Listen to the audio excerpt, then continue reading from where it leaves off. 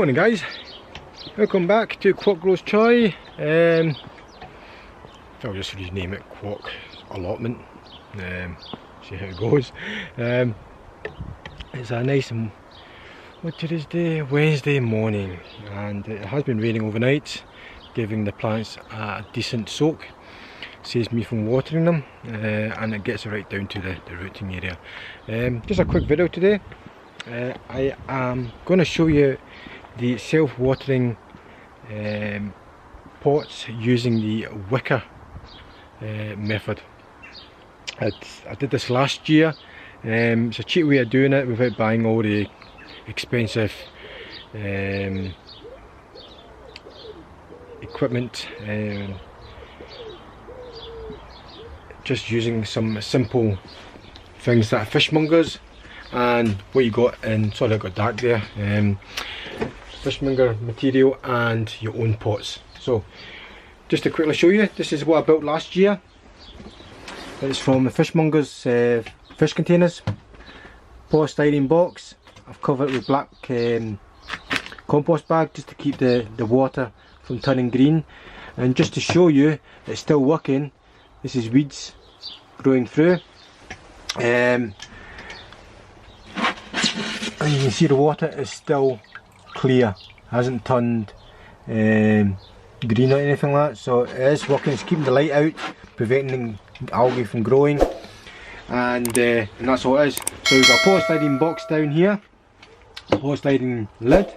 I've cut a hole just big enough for the pots to sit in, and I've got a pot down. I've got out some capillary mat to soak into the pot. Now you can grow anything from using this way. However, if you're going to grow chilies, what I would suggest is, because chili doesn't, and depending on how hot you want your chili fruit to be, you're meant to, like, obviously water it very little once it starts fruiting, so that's something worth considering. But for the purpose of experiment, I am going to put one of my Thai chili plants on it, because I've got loads of them and it's a good nearly 2 feet tall. So I'm going to show you how I pot my chili plant onto this using the wicker system, and how you can actually control how much water goes into the pot, hopefully. Okay, so yes, as I said, polystyrene box, 2 holes, puts 2 plants into it, put a hole for, you know, obviously putting water in there, just to fill it up, so it doesn't go everywhere. And I'll show you another wee tip as to how you can check the water content, the water amount, without keeping to removing the lid. Alright, let's get on.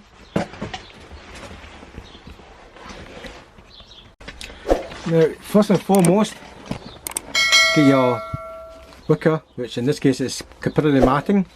You can use anything you want, but I find the capillary matting to be more water absorbent. You can use like old cloth and strings or whatever. However, get it just long enough so that the bottom of the matting is able to touch the bottom of the polystyrene container. So just a wee gauge, so that's more than enough, leaving about a good finger to thumb length for the pot itself. Okay.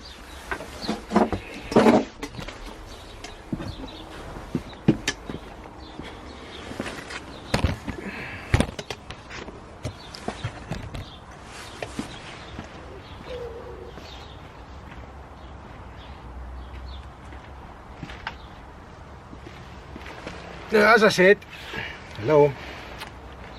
Now, as I said, you can control what I personally think is the amount of water that goes into the pot, and because I'm putting a chili plant into it, it doesn't need that much water to, so just so the chili fruit itself gets hotter.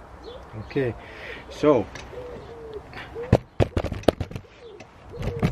when you're using your capillary mat, consider the width of your mat. You don't want it too thin, you don't want it too thick, and this is about 2 to 3 inches thick for my purpose. This pre-made this pot, which I've emptied out, which already knows it fits into the hole. I cut a bit of section off the bottom of the pot, just so I can feed the mat into it. So now, as I said, you can control the amount of water that feeds the plant. So if you feed it right to the top, the water drains all the way up and feeds the pot. And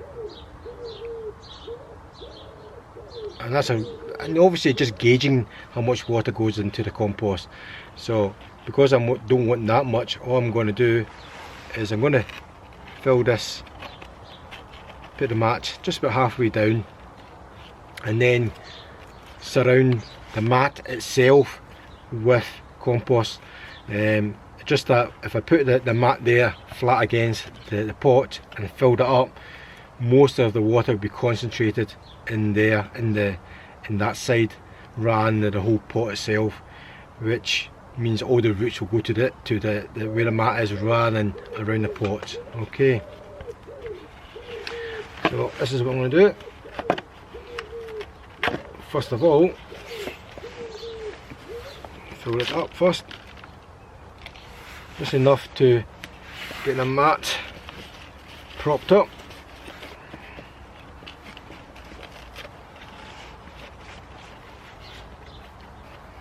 And it doesn't matter if the rest of the mat is at the bottom of the, the excess mat is at the bottom of the container. So once you do that, you know how high it is. So in this instance, you can see it's probably just above it. So I'm just going to pull this down just so it falls halfway along the pot. This is my good chance to have a look at this, how tall it really is. So that's a good height. It's about 2 feet, or sorry, above 2 feet. And I know it's a Thai chili plant because if it's a normal chili plant, a normal sweet pepper, sorry, there'll be flowers coming out by now, but it's nothing coming up. So I'm 95% sure it's a Thai chili plant. But my labelling's quite shit, so hey ho. Anyway, back to potting this. So squeeze it out. Come on, squeeze it out. Come on. There we go. Totally root bound. So I'm just going to loosen all this up and try and put this leaning against the capillary mat, as you can see there. Can you see that? So I've lined it up. Let's make sure I can see it.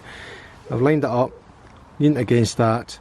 Although it's not in the centre, because I can't obviously, I've leaned against that, so the water should obviously soak into the ball of the roots, but at least most of the compost area.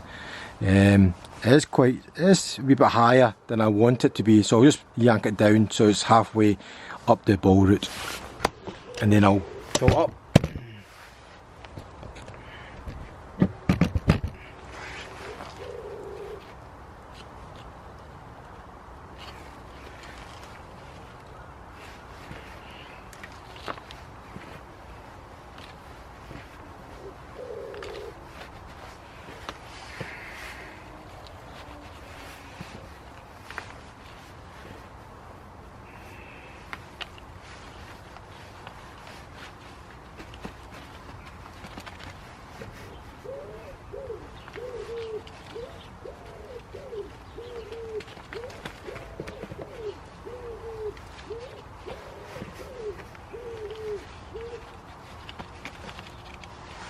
And there you have it.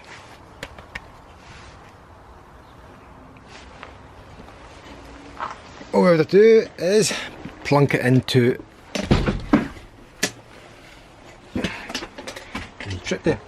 into the water solution. There we go.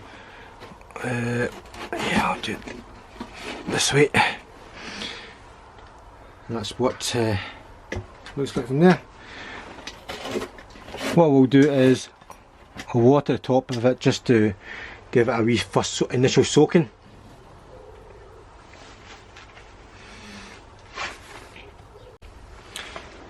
Another good hint is use a cork or a chunk of polystyrene.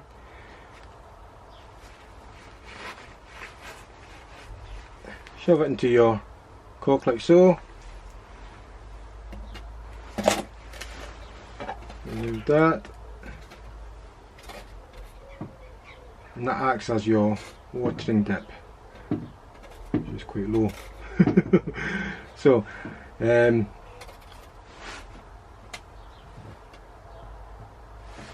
do that. Means I can fill it up. So that's at quite low. So the best thing to do now is mark it.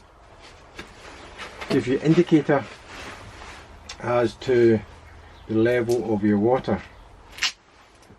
So I'll just put it there because that is low. We can write on it.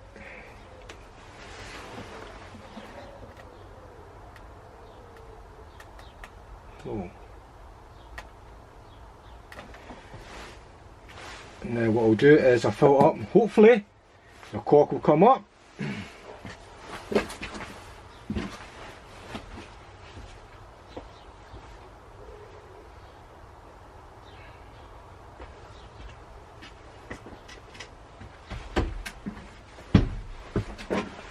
I won't fill this with not just water, you can put some small nutrients in it, which is sometimes advisable.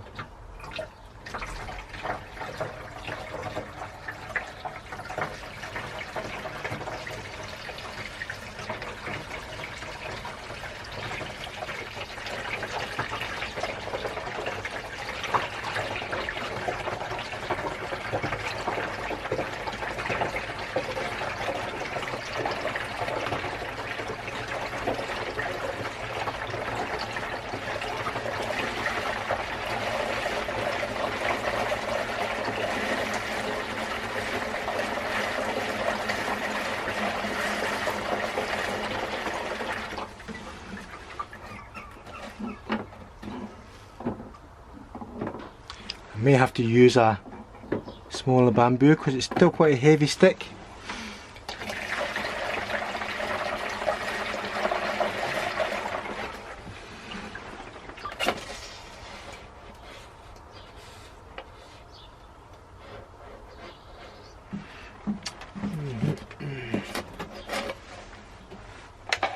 It's too heavy a stick.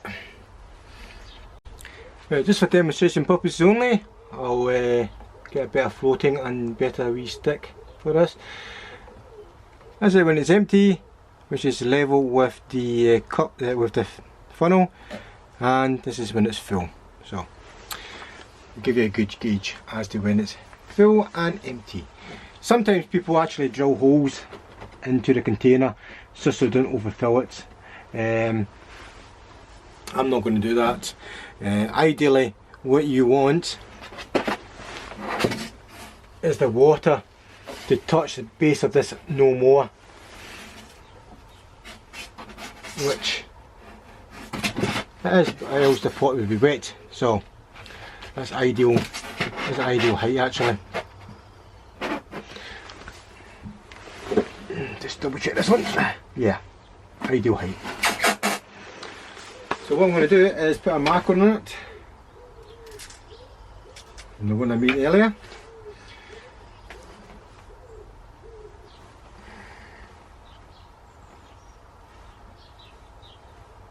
This is when it's low.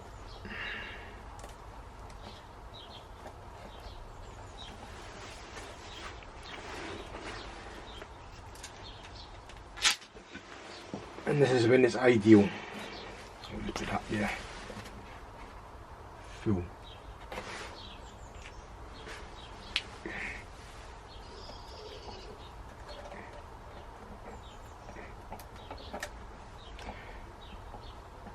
Right, empty there.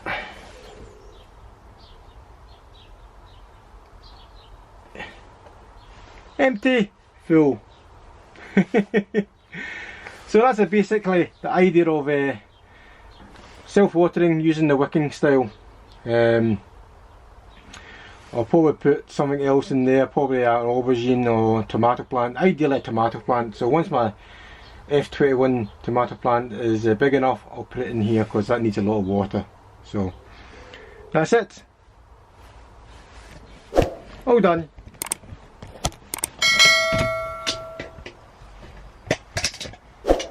And that, my friend, is how I do my self-watering wicking style